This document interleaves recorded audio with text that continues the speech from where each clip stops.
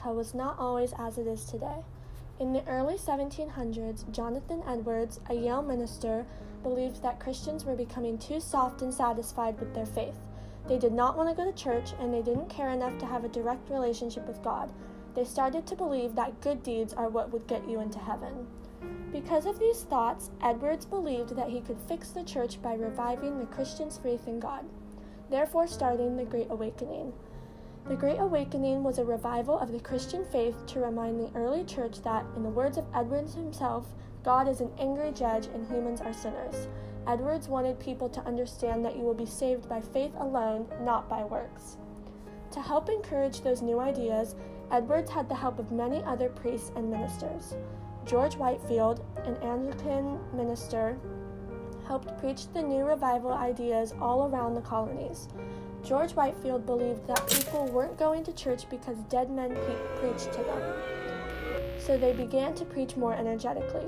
In just a year, he preached more than 350 times, helping people understand the new way of Christian living. Many others, including Gilbert Tennant, Samuel Davies, and Theodore J.F., helped spread the ideas around early America. They preached the new ideas that Edwards preached in large tents outside to encourage others to come and get more to listen. The people were encouraged to have a relationship with God instead of relying on a minister. Many people were soon on board with this new way of thinking, but some people were still hesitant to agree. Many people wanted to keep the traditional practices alive, and this conflict quickly divided the church. The aftermath of the Great Awakening resulted in two different ways of thinking. Religious people who agreed with the practices were labeled as new lights, and those who didn't agree were labeled as the old lights.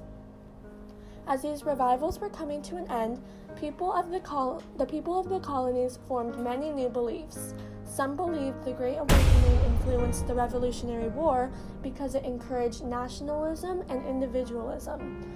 More new denominations, such as Methodists and Baptists, also multiplied after the events of the revivals. In conclusion, the Great Awakening led to many things, such as religious conversions, as well as the start of many churches and colleges.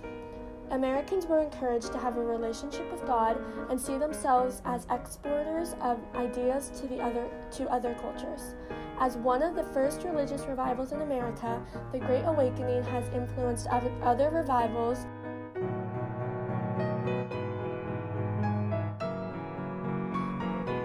meant to solve cultural problems. In the end, the Great Awakening had a significant impact on the way Christians think and live today.